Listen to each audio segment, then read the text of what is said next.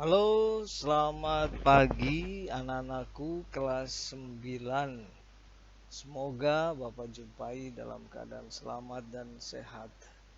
Pada kesempatan ini kita mencoba masuk ke latihan-latihan soal untuk persiapan ujian sekolah. Nah, kita coba mengawali modul 1 dengan judul Kemagnetan dan Induksi Elektromagnetik. Anak-anakku terkasih, tentu materi ini kita bisa melihat di kompetensi dasar 3.6 menetapkan konsep kemagnetan induksi elektromagnetik dan pemanfaatan medan magnet dalam kehidupan sehari-hari. Selanjutnya kita akan bersama-sama mendalami materi ini. Magnet dan karakteristiknya. Anak-anakku, magnet sudah dikenal oleh manusia sejak dulu kala. Magnet merupakan benda yang dapat menarik benda-benda lain yang umumnya terbuat dari logam. Manusia memanfaatkan sifat magnet mulai dari hal-hal yang sederhana seperti membuat hiasan yang menempel di lemari pendingin sampai pada teknologi navigasi sebuah kapal. Bahkan banyak teknologi sekarang ini seperti mikrofon, dinamo sepeda, alat pengangkat besi, motor listrik, dan pembangkit listrik juga memanfaatkan sifat-sifat kemagnetan dalam komponennya. Kita bisa lihat di gambar 2, ini contoh kompas kapal. Magnet memiliki dua buah kutub, yaitu kutub utara dan kutub selatan. Berdasarkan bentuknya, magnet dapat dibedakan menjadi 4, yaitu magnet batang, magnet jarum, magnet U atau tapal kuda, dan magnet keping. Nah, sekarang gambarnya sebagai berikut. Kita bisa melihat bentuk gambar magnet batang, magnet jarum, magnet U, dan magnet keping.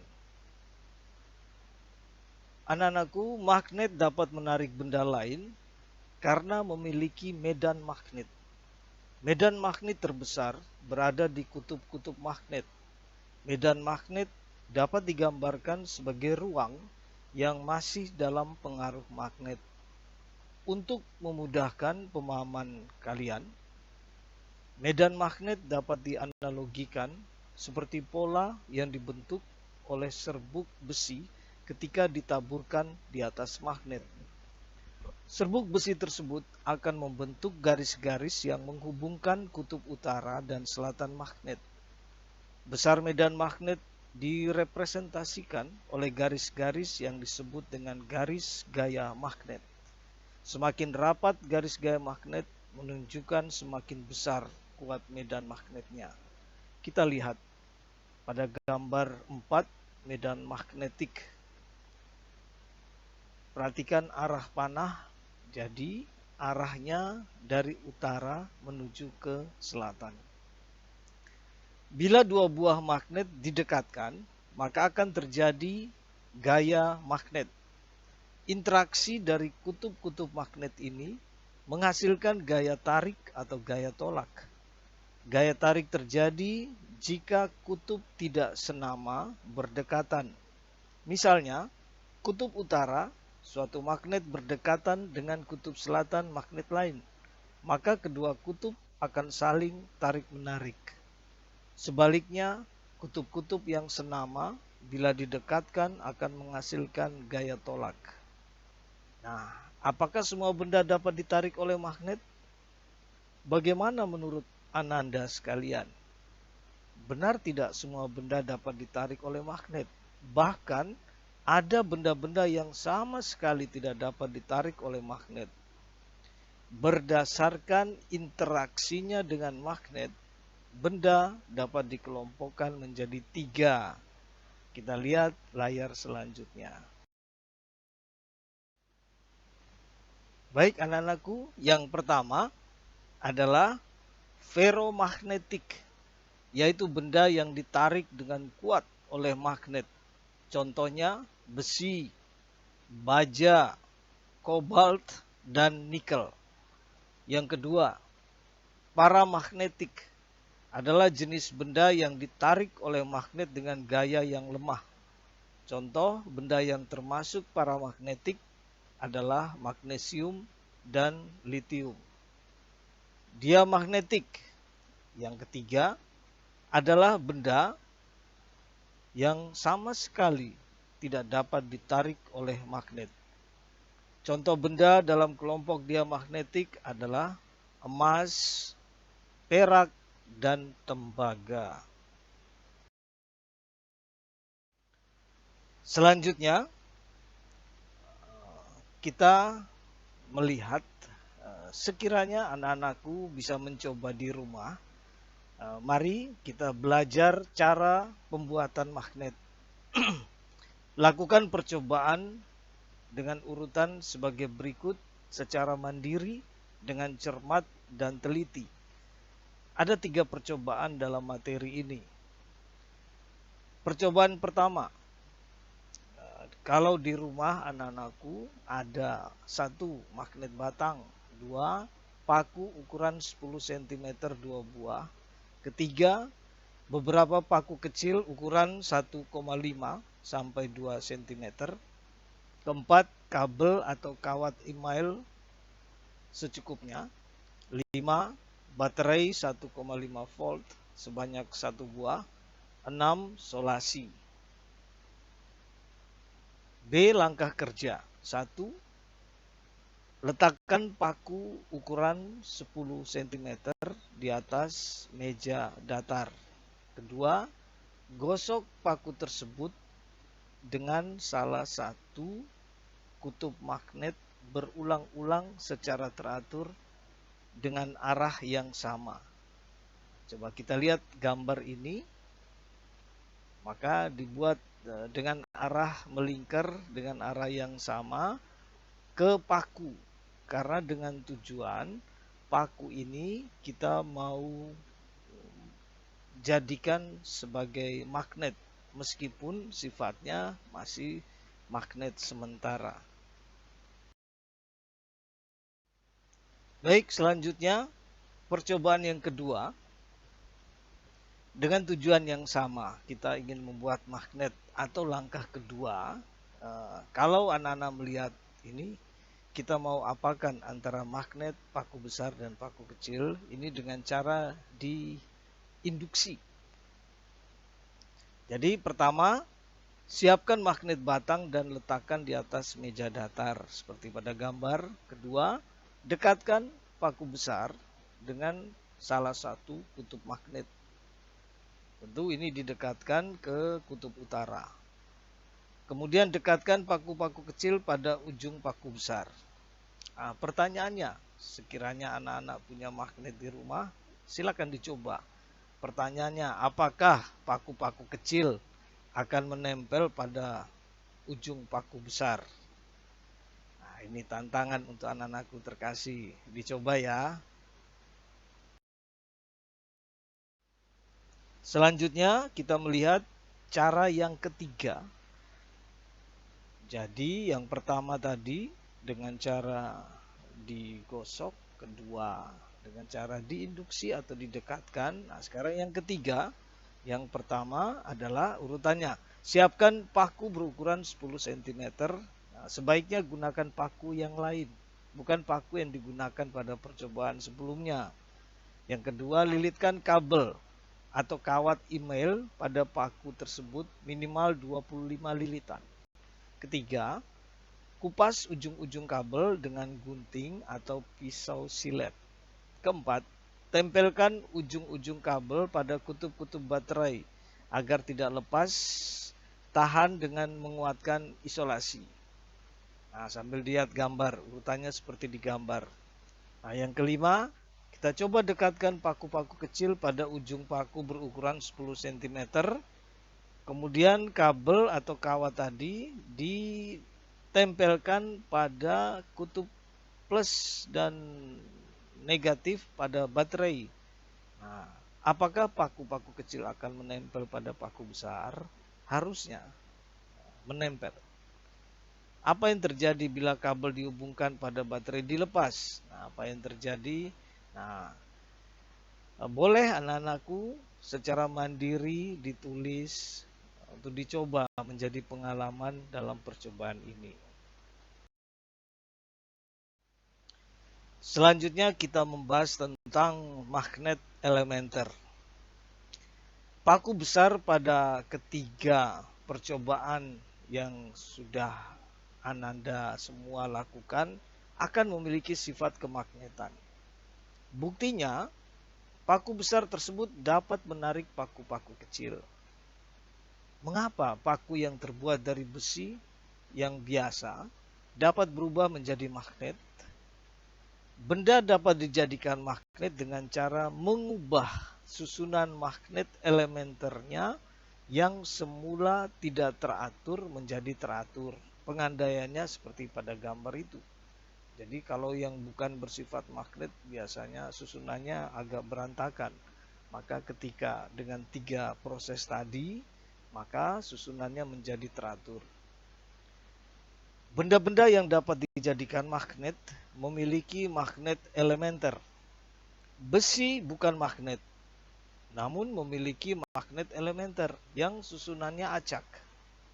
Bila karena perlakuan tertentu, susunan magnet elementer besi menjadi teratur, maka besi tersebut berubah menjadi magnet.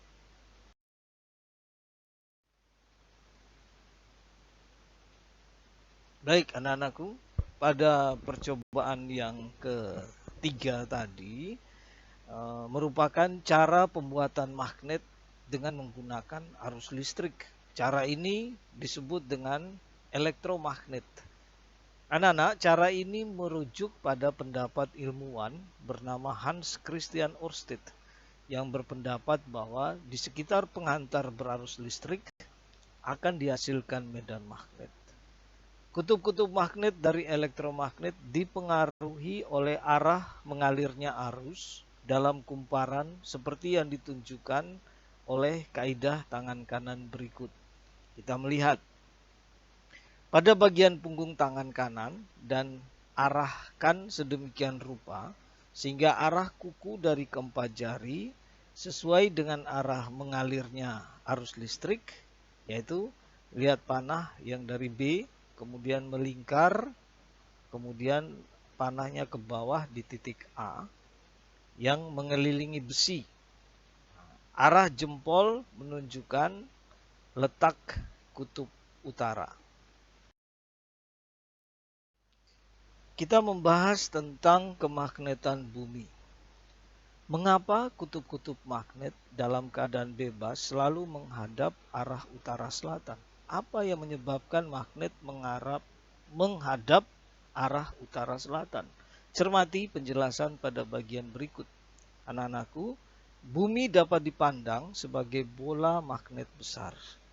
Kutub-kutub magnet bumi terletak di sekitar kutub utara dan kutub selatan bumi.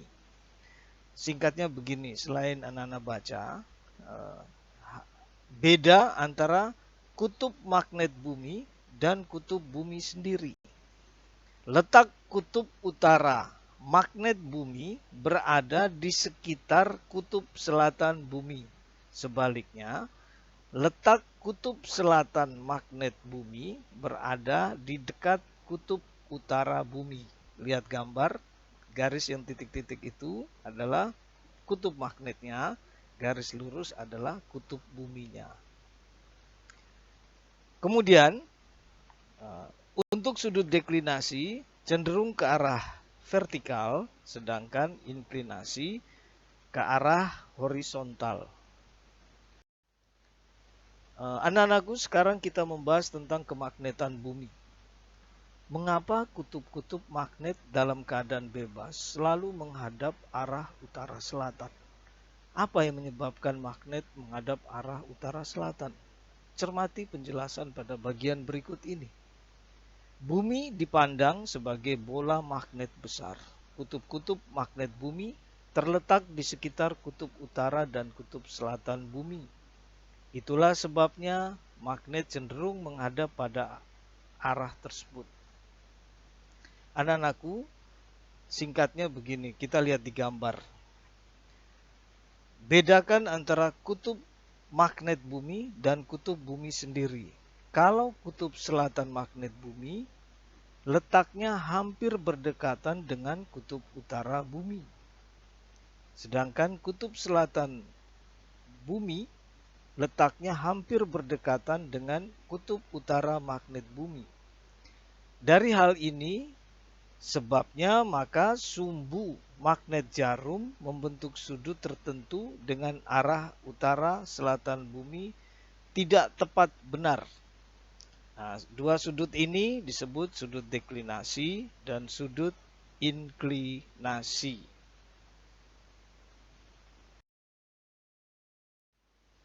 Selanjutnya kita mencoba mengerjakan soal. Perhatikan soal yang pertama. Jawaban soal yang pertama, pernyataan yang tidak tepat adalah pernyataan nomor 3. Seharusnya yang nomor 3 itu, kutub-kutub magnet cenderung menghadap arah utara selatan bumi. Maka jawabannya yang tepat adalah B, 1 dan 2. Oke, kita lanjut. Nomor 2. Coba dibaca dulu soalnya, disimak.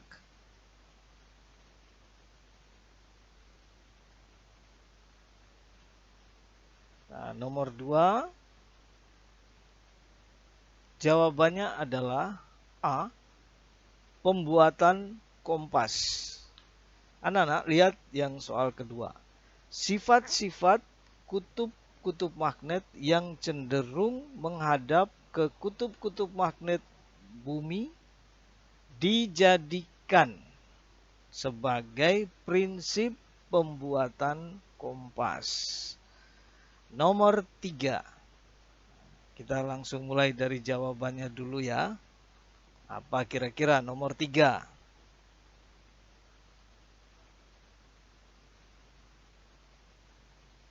Baik, yang nomor 3 jawabannya adalah D. Memperkecil gesekan dengan rel dengan cara mengangkat badan kereta menggunakan gaya tolak magnet. Perhatikan kembali soal nomor 3. Agar kereta dapat bergerak cepat, maka gaya gesek harus diperkecil dengan cara mengangkat badan kereta dengan menggunakan prinsip gaya tolak magnet. Nomor 4. Yang nomor 4 jawabannya adalah D. Anak-anak, ruang atau daerah yang masih dipengaruhi medan magnet jelas disebut medan magnet. Nomor 5. Untuk soal nomor 5, kita perhatikan. Nah, sekarang soal nomor 5 jawabannya adalah A. Perhatikan pernyataan berikut. Nomor 1 jelas. Nomor 2 keluar dari kutub utara menuju kutub selatan magnet. Nomor 3 dan seterusnya. Berarti jawabannya adalah A. Jawaban 1, 2, dan 3 adalah benar. Kita teruskan dengan soal dan pembahasan berikutnya. Untuk soal nomor 6, perhatikan gambarnya. Nomor 6, jawabannya adalah A. Pembahasannya demikian. Kita perhatikan sekali lagi, gambar menunjukkan cara membuat magnet dengan digosok. Kutub magnet yang menempel pada besi adalah kutub utara. Kutub ini digosok ke arah kiri, sehingga bagian kiri besi huruf K menjadi kutub selatan magnet. Dengan demikian, bagian L menjadi kutub utara magnet. Nomor 7. Dilihat gambarnya. Nomor 7 jawabannya adalah B. Perhatikan gambar. Penentuan kutub-kutub magnet dengan cara induksi, ya induksi karena didekatkan, adalah sedemikian rupa sehingga tidak ada kutub-kutub magnet yang senama yang berdekatan. Pada batang besi KL, titik L berdekatan dengan kutub selatan magnet, sehingga L merupakan kutub utara dan K adalah kutub selatan magnet, baru hasil induksi. Pada batang besi MN, titik M berdekatan dengan kutub utara magnet batang, sehingga M merupakan kutub selatan dan N adalah kutub utara magnet, baru hasil induksi. Soal yang ke-8, jawabannya adalah C.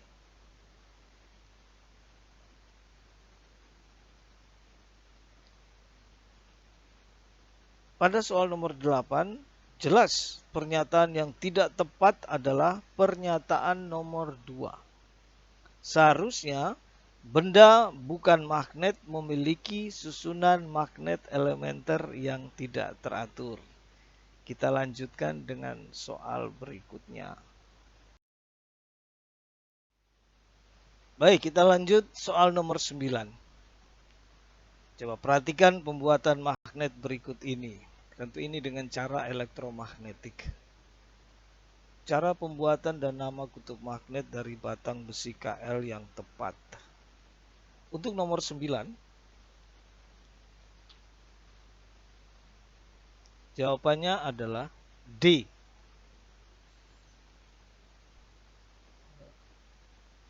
Jika anak-anak meletakkan tangan kanan dengan metode kaidah tangan kanan menghadap ke atas jari-jarinya, maka perhatikan mengalirnya arus listrik pada kumparan, maka panahnya ke atas. Dengan kaidah tangan kanan, bagian kiri besi adalah kutub utara elektromagnet dan bagian kanan besi adalah kutub selatan elektromagnet.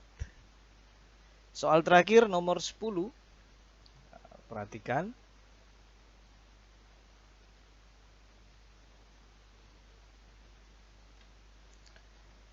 Nomor 10 jawabannya adalah B.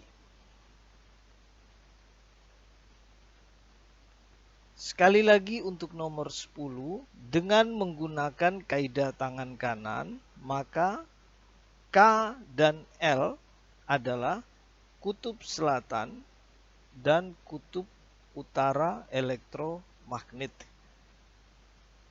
Dengan menerapkan prinsip pembuatan magnet dengan cara digosok, maka M dan N adalah kutub selatan dan utara magnet. Baik anak-anakku, rangkumannya Bapak bacakan ya. Yang pertama, magnet merupakan benda yang dapat menarik benda-benda lain yang umumnya terbuat dari logam. Yang kedua, magnet memiliki dua kutub dalam keadaan bebas cenderung menghadap arah utara selatan bumi. Kutub yang menghadap arah utara disebut kutub utara magnet dan sebaliknya kutub yang menghadap arah selatan disebut kutub selatan magnet. 3. Prinsip pembuatan magnet adalah mengubah susunan magnet elementer benda menjadi teratur. Terdapat 3 cara pembuatan magnet, yaitu pertama digosok, kedua induksi, dan ketiga elektromagnet.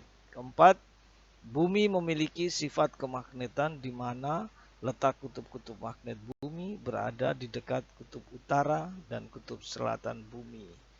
Baik anak-anakku, demikian pembahasan kita kali ini. Nanti minggu depan Bapak akan melanjutkan tentang kemagnetan bagian yang kedua. Semoga sehat selalu, dipelajari dan didengarkan berulang-ulang. Ada yang penting dicatat. Dan selanjutnya tetap Bapak mengharapkan jaga kesehatan, jaga diri baik-baik. Baik, terima kasih sekali lagi atas perhatian semuanya. Sekali lagi, mulai dari hari ini dan besok, pesan Bapak, tugas, tagihan-tagihan dari PJJ bagi anak-anak yang belum segera kumpulkan. Kemudian bagi yang sudah, Bapak apresiasi, terima kasih, semoga sehat selalu. Kemudian tetap belajar. Nanti selanjutnya Bapak akan mengirim video yang Bapak rekam sendiri dalam bentuk PowerPoint dan bersuara. Mudah-mudahan dengan video sederhana ini bisa membantu membahas materi, khususnya materi fisika. Salam sehat semua, terima kasih, selamat pagi.